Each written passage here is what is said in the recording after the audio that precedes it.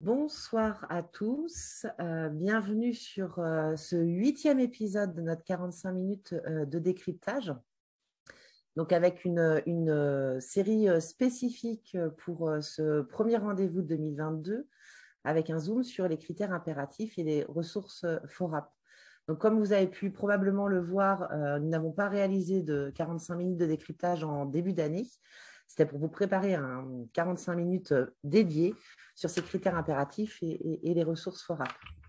Alors juste comme à l'habitude, quelques petits points organisationnels sur les principes du 45 minutes de décryptage. Donc c'est un temps web qui vous est proposé par Calirel Santé.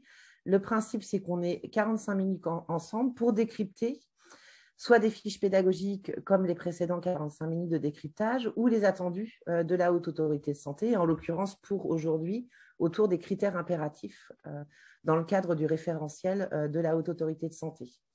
Donc, on va suivre notre schéma un peu classique. On va vous parler des enjeux, des principales données en lien avec les critères impératifs. Et c'est vrai qu'on commence à avoir un petit peu de recul sur les premiers résultats de certification. Donc, on pourra vous partager quelques informations intéressantes à se partager sur l'impact des critères impératifs.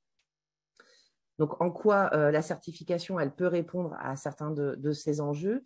Et puis, au travers du parcours des différentes fiches mémo sur les critères impératifs qui ont été élaborées dans le cadre de la FORAP, on souhaitait vous partager les points clés qui vous permettent d'avoir une attention particulière, notamment en termes de préparation et puis aussi lors de l'évaluation par les experts visiteurs.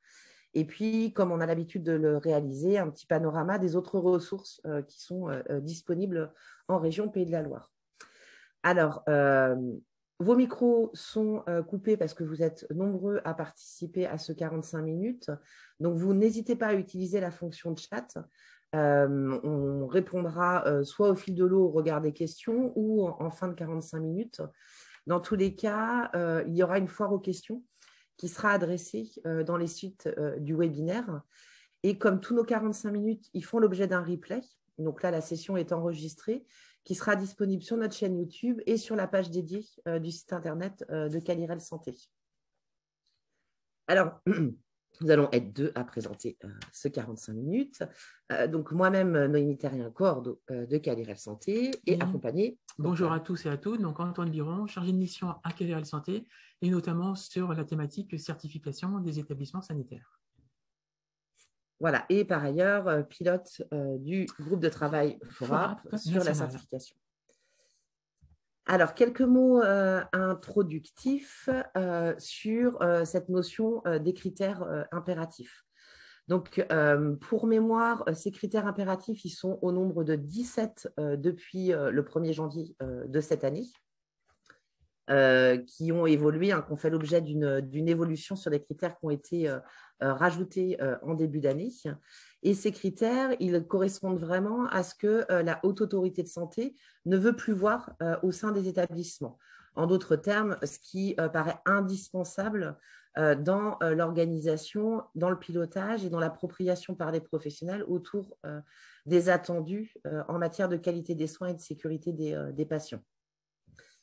Ça nous semblait aussi vraiment important de rappeler que les critères impératifs, bien entendu, ils sont essentiels et importants dans le manuel et sur les questions de qualité des soins et de sécurité des patients, mais les résultats, ou du moins l'attention, elle ne doit pas être uniquement focalisée sur ces critères impératifs.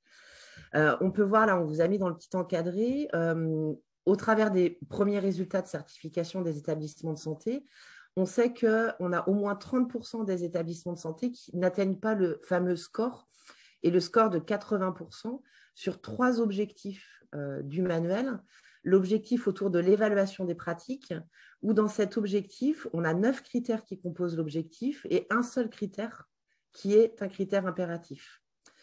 Sur le travail en équipe et les compétences, on a 3 critères qui composent l'objectif et on n'a aucun critère qui sont identifiés comme impératifs. Un autre exemple, sur les dynamiques d'amélioration, on a 3 critères dans cet objectif et un seul critère impératif. Donc, on voit bien que le lien entre critères impératifs et atteinte de score de maturité autour des résultats de certification et pas étroitement liés. Donc, c'est important, bien entendu, de s'y intéresser, c'est essentiel, mais il ne faut pas focaliser toute son attention uniquement sur ces critères impératifs. Alors, juste, on vous a remis, parce que ça nous semblait utile, mais probablement que vous les connaissez déjà. Donc, comme je disais, il y a 17 critères impératifs qui sont listés ici. Donc, des critères qu'on retrouve dans le manuel et qui vont des différents chapitres. On a autour du patient, des équipes et puis de l'établissement. Donc, on va sur le consentement, l'intimité, la question des patients mineurs, etc., jusqu'au management sur la qualité et la sécurité des soins. Alors, ces critères impératifs, ils vont dans le cadre de la visite de certification. Quand un critère impératif est identifié comme posant dysfonctionnement ou problème, pendant la visite de certification, va faire l'objet de fiches anomalies. Donc, ces fiches anomalies, en fait, elles sont rédigées par l'équipe d'experts visiteurs et qui va apprécier au travers des éléments d'évaluation d'une grille qui est utilisée dans le cadre de l'évaluation, au travers de ces éléments d'évaluation, s'il y a une réponse non, ça veut dire que le niveau d'exigence attendu n'est pas atteint, ça va déclencher une fiche anomalie. On vous a mis l'exemple, par exemple, sur les urgences vitales. C'est une thématique qui est investiguée à la fois par l'audit système et par les observations terrain, donc qui va mobiliser plusieurs grilles d'évaluation. Et il suffit qu'on ait une réponse non au niveau d'une grille pour que le niveau d'exigence attendu soit non atteint et déclenche une fiche anomalie. Donc, cette fiche anomalie, elle n'impacte pas directement, enfin, elle ne va pas nécessairement entraîner une décision, mais en tout cas, le résultat de l'évaluation des critères impératifs, il est pris en compte dans la décision finale, mais n'est pas systématiquement, n'entraîne pas systématiquement une décision finale.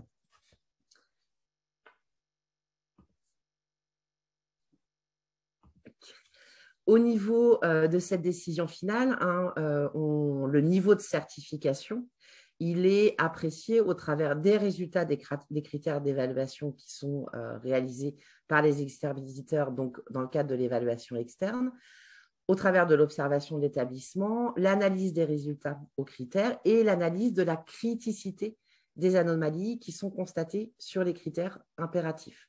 Donc, il y a vraiment un poids qui est évalué au travers des fiches anomalies et des anomalies qui sont constatées sur chacun des critères impératifs. Alors, bon, ce qui va entraîner forcément le niveau de certification des établissements de santé. Et comme il l'est précisé sur la droite de votre écran, bien entendu, ces fiches anomalies, elles sont appréciées selon les risques pour le patient et ou le professionnel. Et cette fiche anomalie, même si elle n'entraîne pas systématiquement une décision, elle peut remettre en cause l'éligibilité à la mention, voire à la certification, puisqu'on peut avoir une atteinte des résultats au-delà de 80%. Et si on a une fiche anomalie, elle peut faire évoluer la décision de certification. Dans tout état de cause, c'est la commission de certification qui va décider et elle va s'appuyer sur ces éléments factuels, sur les risques qui sont induits par l'anomalie et la dynamique d'amélioration autour de l'anomalie. C'est-à-dire si l'établissement avait identifié cet écart, avait mis en place un plan d'action associé. Donc, au travers de la décision finale, on a une appréciation, la commission de certification va avoir une appréciation qualitative au travers de plusieurs éléments, d'éléments factuels, mais aussi de la dynamique qui est mise en place par l'établissement autour de cette anomalie. Donc, sur le terrain, comment ça va se passer pendant une visite de certification? Si l'équipe d'experts visiteurs juge au bout des évaluations qu'ils ont faites qu'il y a une fiche anomalie qui est nécessaire d'être ouverte, donc ils vont l'ouvrir sur Calista, donc la fiche anomalie, et l'ouverture de cette fiche anomalie peut enclencher des temps d'évaluation supplémentaires nécessaires pour justement voir qu'est-ce qui dysfonctionne dans l'établissement.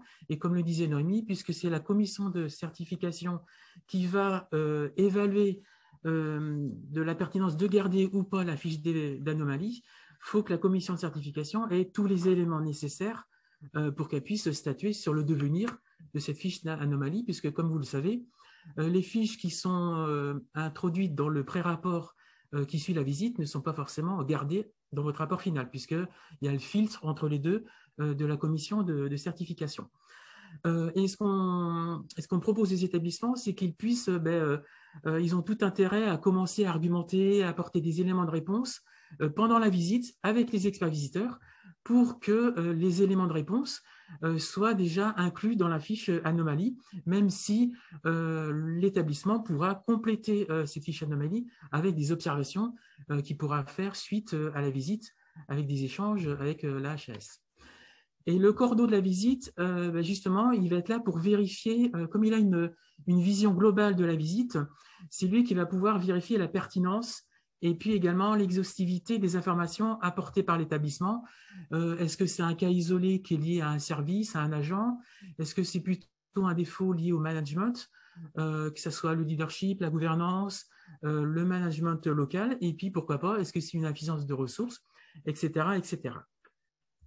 Donc, une fois que la décision est prise d'ouvrir une fiche anomalie, l'expert visiteur va pouvoir renseigner l'ensemble des éléments qui l'ont conduit à ouvrir cette fiche anomalie et il va pouvoir mettre également l'ensemble des éléments qu'il a pu récupérer de l'établissement.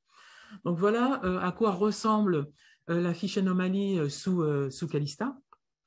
Donc, elle est composée de deux grandes parties. C'est un peu comme une fiche d'éléments indésirables avec une analyse de cause. On a la description de l'événement et après, l'analyse qui en est faite par l'établissement. Sur la description, l'expert visiteur va pouvoir indiquer avec quel type de méthode il a recueilli cette information. Est-ce que c'est le patient traceur, le parcours traceur, le traceur ciblé, les observations ou l'audit système. Il va également indiquer lequel des 17 critères impératifs qui est concerné par cette fiche anomalie, et puis il va noter l'anomalie qui a été constatée, observée.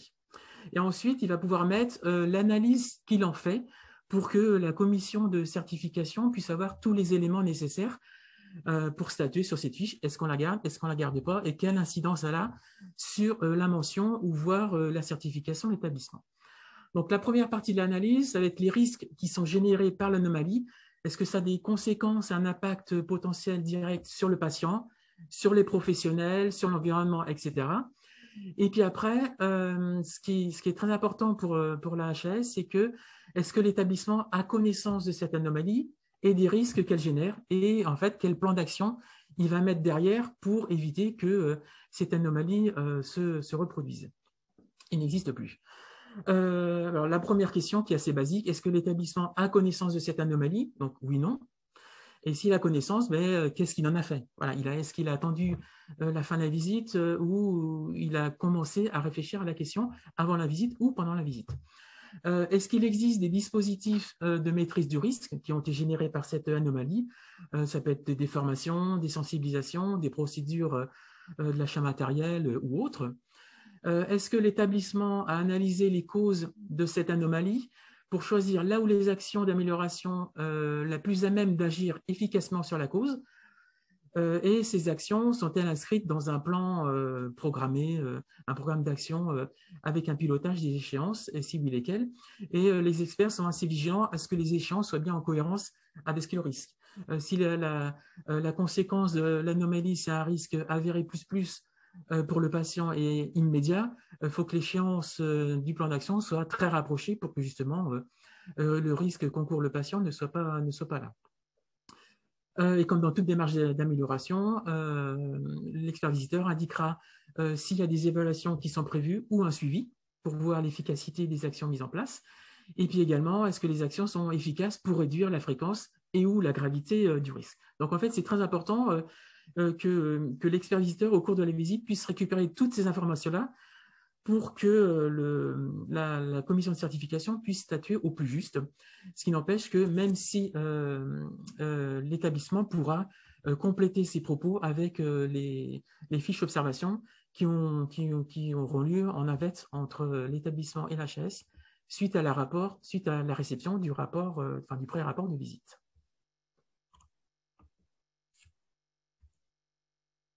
Alors, on a, comme je disais tout à l'heure, on commence à avoir quelques résultats qui nous permettent d'apprécier notamment les fiches anomalies qui sont les plus fréquemment mobilisées dans le cadre des visites de certification. Donc là, depuis le début de la nouvelle procédure qui a débuté en fin d'année dernière, il y a au total 527 fiches anomalies qui ont été déclarées pour 179 établissements de santé. En fait, ce sont les 179 établissements pour lesquels les rapports de visite de certification, les résultats de certification sont disponibles sur le site de la Haute Autorité de Santé. Sur ces 179 établissements, on en a 53% qui ont moins de 5 fiches anomalies. Donc, ça comprend la période d'avril 2021 à février 2022. Donc là, on a remis sur le tableau les critères impératifs avec le nombre de fiches anomalies par critère. Et comme vous pouvez l'observer, alors bon, les données, elles sont toutes relatives, hein. On est sur 179 établissements, donc c'est forcément, ça va évoluer dans le temps en fonction des profils d'établissements qui vont passer leur visite de certification. Mais ce qu'on peut observer, c'est que les 2 critères impératifs qui font l'objet le plus de fiches anomalies, ce sont les critères autour de la gouvernance, le critère 3.3.01, qui ont fait l'objet de 133 fiches anomalies, et le critère autour des indicateurs qualité-sécurité des soins, des X, le critère 37-03. Donc, ils sont à la fois 2 critères, donc gouvernance en lien avec le pilotage et notamment le management de la qualité et de la sécurité des soins. Et puis, autour des X, tout le volet, en particulier de l'appropriation par les professionnels sur les indicateurs qualité et sécurité des soins. Et on retrouve d'autres thématiques, alors qu'on ont on va dire un poids d'occurrence un peu moins importante, mais qui sont quand même souvent mobilisées. On retrouve notamment tout ce qui tourne autour de l'intimité et la dignité, les mineurs et l'adaptation dans un environnement adapté. Et 2 sujets qui font malgré tout, on le sait, qui sont souvent en tête des risques identifiés autour des médicaments à risque, et puis de l'analyse des événements indésirables associés aux soins.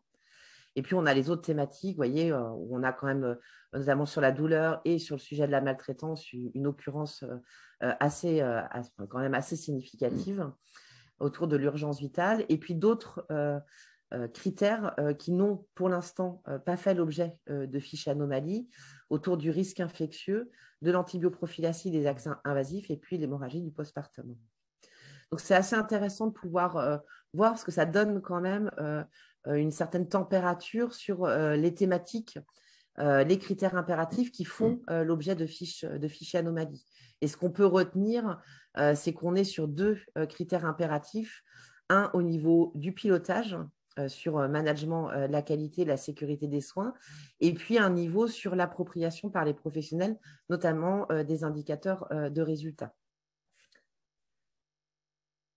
Donc, qu'y a-t-il derrière les travaux de la FORAP? Donc, du coup, au niveau de la FORAP, on a un groupe de travail certification que j'ai le plaisir de co-animer avec ma collègue Léa de SRA Grand Est.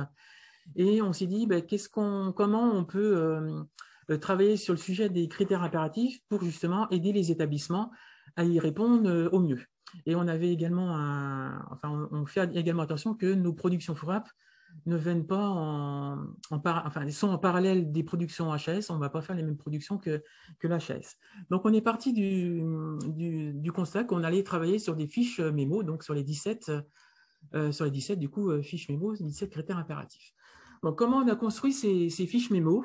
On a utilisé 2 grands types de documents, donc le manuel de certification avec les 17 critères impératifs, et on a également associé les 25 fiches pédagogiques, et notamment la dernière qui a été mise en ligne en février sur la prise en charge des situations sanitaires exceptionnelles. Et juste pour info, il va y avoir une il va y avoir une mise à jour d'une fiche pédagogique. On sera toujours à 25, ce sera la mise à jour de la fiche pédagogique sur la prise en charge des urgences vitales. Donc, on est parti de là, puisqu'on s'est dit, puisqu'il y a un document sur le manuel et des fiches pédagogiques, on s'est dit, on peut associer les deux types de documents pour que les établissements n'aient qu'un seul document par rapport aux fiches mémo sur les critères impératifs. Sur ces fiches mémo, notre premier objectif, c'était de faciliter ce nouveau dispositif de critères impératifs, faciliter l'appropriation des attendus, des éléments d'évaluation de chaque critère impératif. Mais on voulait aller au-delà de la simple équation une fiche mémo égale le critère impératif, puisque le manuel est quand même assez transversal sur ces 3 chapitres, que ce soit le chapitre 1 sur le patient, le chapitre 2 sur les professionnels et le chapitre 3 sur l'établissement. On a remarqué que pour une même thématique, on retrouve des critères à la fois sur les 3 chapitres. Donc, on a trouvé essentiel de ne pas uniquement se focaliser sur le critère impératif. C'est pour ça que on a voulu avoir une présentation globale des attendus du manuel en analysant les attendus des critères associés à un critère impératif. Donc, tout à l'heure, on vous présentera un modèle de fiche qui a été diffusé pour que vous voyez ce vers quoi on a voulu aller. Et puis, les professionnels qui sont concernés par cette fiche mémo, ce sont les professionnels qui sont en charge des thématiques qui sont décrites dans les critères impératifs. Donc, ça peut être les membres du CLUD par rapport à la fiche, par rapport aux critères impératifs de la douleur. D'une manière plus globale, ce sont les professionnels en charge du pilotage global de la démarche de certification. Et puis également pour les professionnels de terrain, puisque cette nouvelle certification est quand même très axée professionnel de terrain. Alors, qu'est-ce qu'on retrouve dans une fiche mémo? On retrouve quatre grands éléments. On retrouve en préambule une liste. Donc, pour que ça soit plus clair pour tout le monde, on a fait une liste avec le critère impératif qui est concerné et puis les critères qui sont associés en lien avec la thématique. Le deuxième élément, on a focalisé sur le critère impératif, ses objectifs, ses attendus, et puis également les éléments d'évaluation. Et on a complété par le regard de la FORAP. Donc, je reviendrai tout à l'heure sur qu'est-ce qu'on entend par le regard de la FORAP. La troisième partie, eh bien, on a focalisé sur les critères qui sont en lien avec le critère impératif, également complété par le regard de la FORAP. Et le dernier élément, ce sont des annexes dans lesquelles on retrouve les ressources, les références bibliographiques et les outils qui ont été développés par la FORAP sur la thématique concernée. Alors, qu'est-ce qu'on entend par le regard de la FORAP? En fait, toutes les 14 structures régionales d'appui de France accompagnent les établissements sanitaires dans cette nouvelle certification. Et du coup, on a des exemples de ce qui fonctionne dans les établissements, on acquiert de l'expertise sur les thématiques, et c'est notre regard à nous, le regard de la FORAP sur les différents éléments d'évaluation. Sachant que ce qu'on met sous ce regard de la FORAP, ce n'est pas un caractère exhaustif ni opposable, c'est le regard de la FORAP, qui peut être différent du regard des établissements, mais ça vous permet en tant qu'établissement d'avoir un autre regard externe par rapport à ces éléments d'évaluation. Donc, on ne va pas détailler la fiche, mais c'est pour que vous compreniez comment aller articuler et l'intérêt vers quoi on a voulu aller. Donc là, on a pris l'exemple du critère impératif, le 2.4-04, l'analyse des événements indésirables associés aux soins. Donc, pour construire cette fiche mémo, comment on a fait? Donc, on a utilisé le manuel de certification, qui sont les attendus que la Haute Autorité de Santé attend. Et comme je vous l'ai dit en propos introductif, on a complété avec la fiche pédagogique, puisque très souvent, il y a quand même une fiche pédagogique qui est associée à un critère impératif. Et on a recherché également, pour compléter tout ça, dans la bibliographie, ce qu'on a pu trouver et on a associé à cette rédaction le guide de recommandation HAS4app sur l'analyse des événements indésirables associés aux soins. Et donc, en fait, la fiche mémo, elle permet en un seul document d'avoir à la fois les attendus du manuel, les attendus de la fiche pédago concernée et puis également les recommandations de bonne pratique sur comment analyser en établissement de santé les événements indésirables associés aux soins. Alors, sur cet exemple du critère impératif analyse des événements indésirables associés aux soins, donc en plus du critère impératif, on a trouvé 7 critères en lien avec la thématique. Et à chaque fois, on essaye de trouver des critères qui sont présents dans les 3 chapitres pour vraiment que vous puissiez voir cette vision transversale qu'on peut avoir dans le référentiel.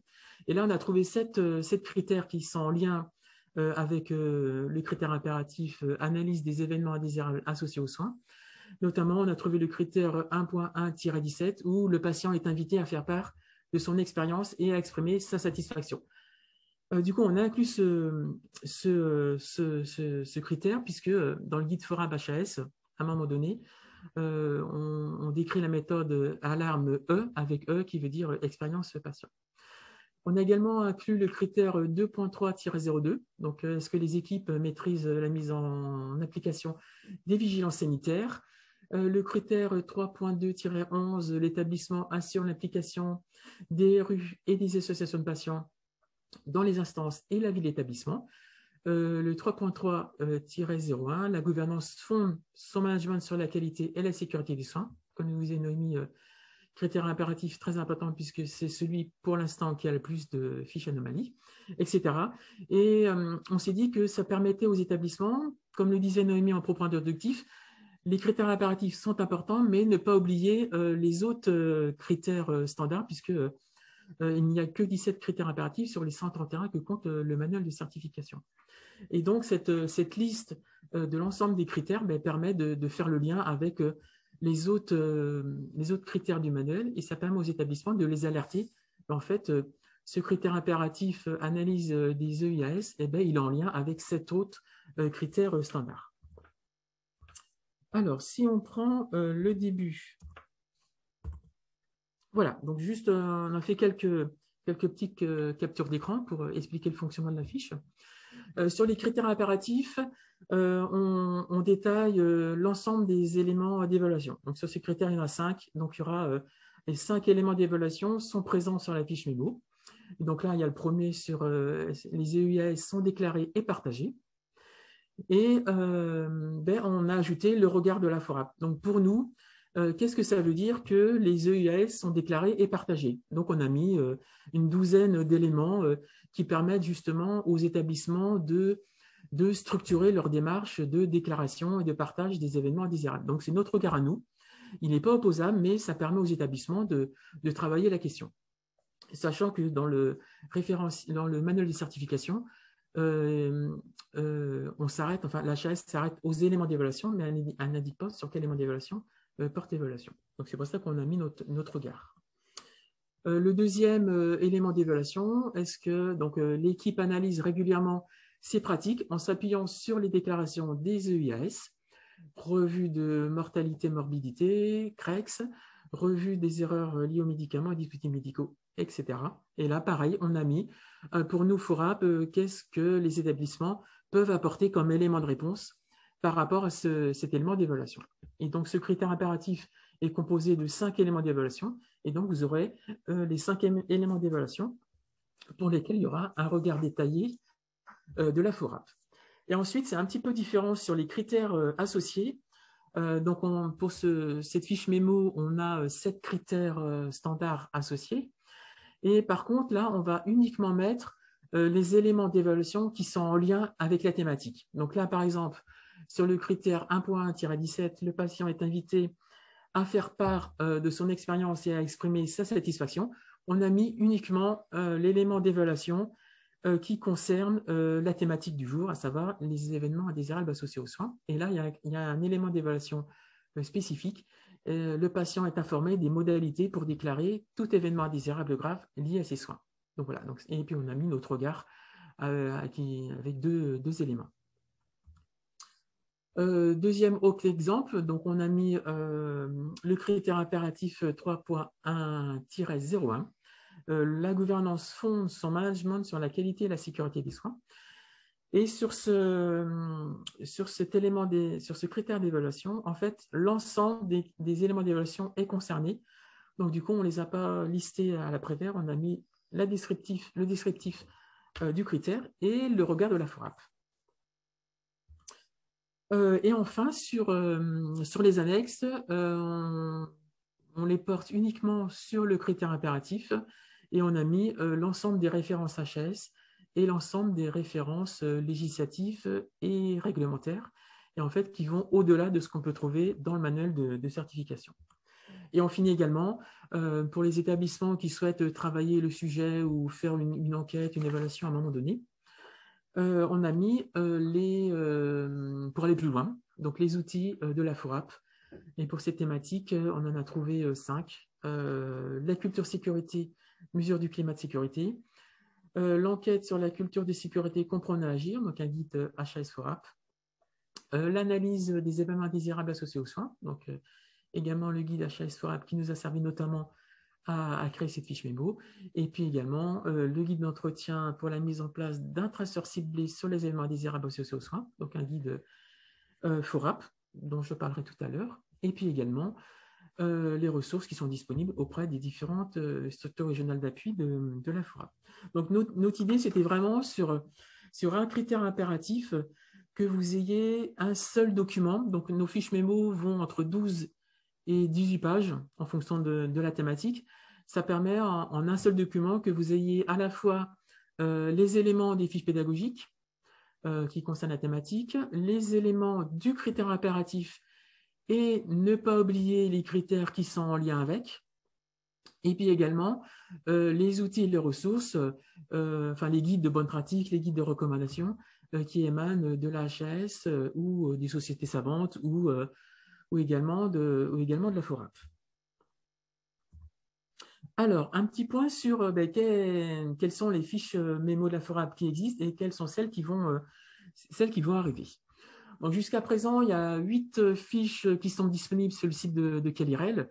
Donc, une sur le consentement libre et éclairé, la toute première que l'on a faite qui est sur la douleur, les mesures restrictives de liberté, les médicaments à risque, le risque infectieux, l'hémorragie du postpartum immédiat, les événements indésirables associés aux soins et les indicateurs de qualité et de sécurité des soins. Donc, ce que je ne vous ai pas dit sur la façon dont on a construit les fiches, en général, ce sont 2 structures régionales d'appui qui participent à la rédaction de la fiche.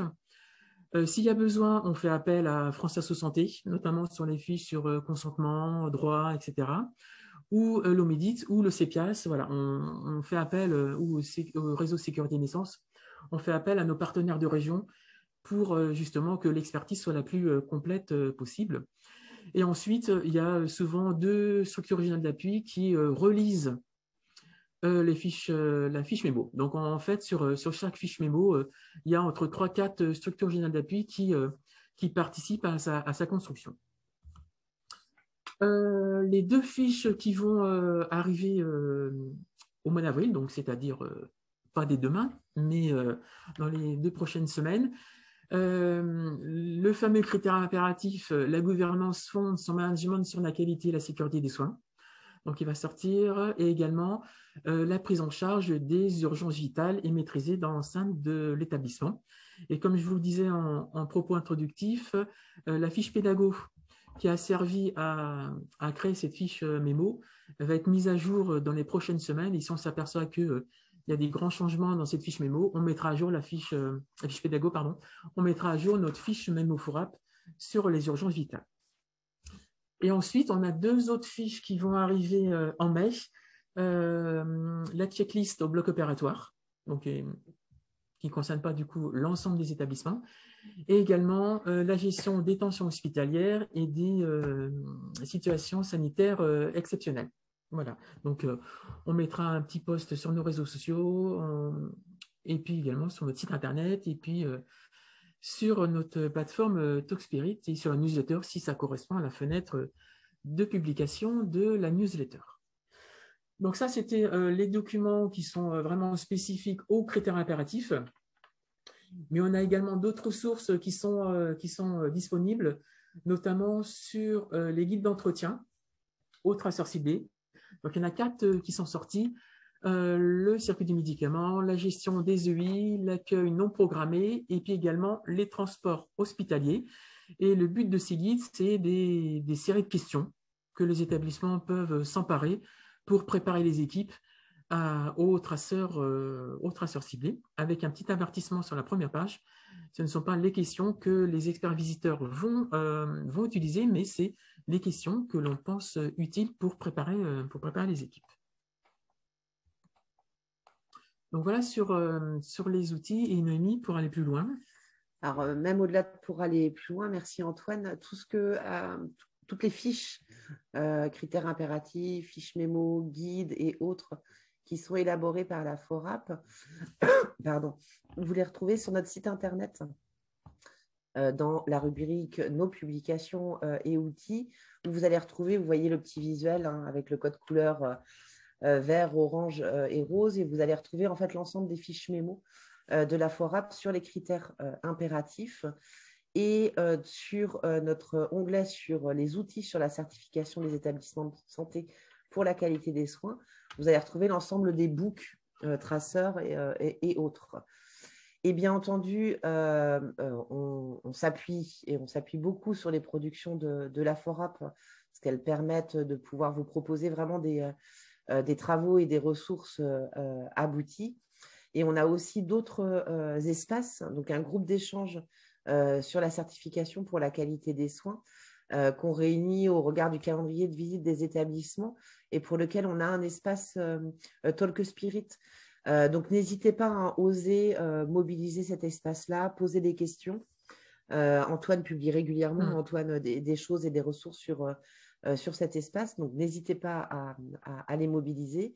Et puis, bien entendu, on a nos 45 minutes de décryptage ou encore la rencontre régionale qu'on a réalisée en fin d'année. Et très probablement que fin 2022, début 2023, on organisera aussi un type de rencontre régionale avec des retours d'expérience sur des thématiques.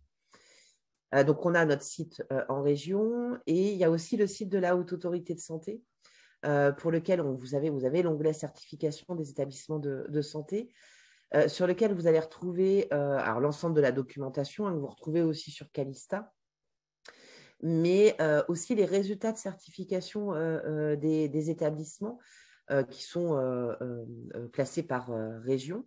Donc, ça peut être aussi intéressant de pouvoir en prendre connaissance pour mesurer les modalités de restitution des résultats. Et puis, la HAS publie régulièrement les fiches pédagogiques mises à jour. Donc, Antoine en a parlé aussi. Il y a d'autres fiches pédagogiques qui vont voir le jour. Nous, on essaiera dans la mesure du possible d'en faire des 45 minutes de décryptage. Là, il y a pas mal de fiches qui sont en cours de révision, donc on s'organise aussi avec nos partenaires et nos collègues pour pouvoir vous proposer des 45 minutes de décryptage vraiment thématiques. Et juste sur le site de la Haute Autorité de Santé, sur le résultat certif, pour l'instant, en région des Pays de la Loire, il n'y a que 3 rapports qui sont publiés, puisqu'il y a eu encore très peu de visites qui ont lieu, mais ça va venir au fil de l'eau. Et on retrouve les 179 nationaux, les résultats nationaux. Donc, comme je disais à l'instant, bien entendu, nos 45 minutes de décryptage, l'objectif, c'est de vous en proposer de façon très régulière. Donc, on a calendé sur le calendrier 2022 bloqué un certain nombre de dates. Donc, on est en cours d'organisation pour vous proposer une thématique prochaine. Donc, voilà, c'est plus qu'en chargement, c'est en préparation. Donc, comme on a l'habitude de le faire, en fait, on vous envoie un petit mail d'annonce. Donc, n'hésitez pas à vous abonner à notre newsletter pour recevoir les informations si toutefois vous ne les recevez pas. Et de visiter notre site internet pour lequel il est régulièrement mis à jour sur les nouveaux rendez-vous. Donc, normalement, vous devriez avoir un rendez-vous au cours du mois prochain, du mois d'avril.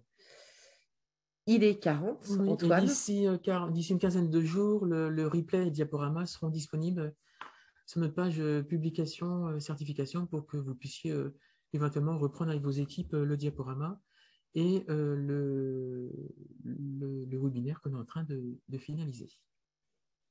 Alors, il nous reste quelques minutes pour pouvoir éventuellement répondre à des questions, soit en lien avec les critères impératifs ou sur toute autre thématique en lien avec le sujet de la certification.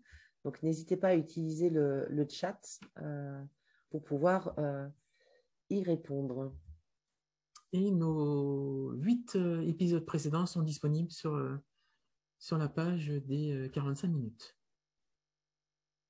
Et disponible pour répondre à toutes vos questions. Et on laisse le chat ouvert quelques minutes, donc vous pouvez toujours compléter vos remarques. Merci à vous et à bientôt.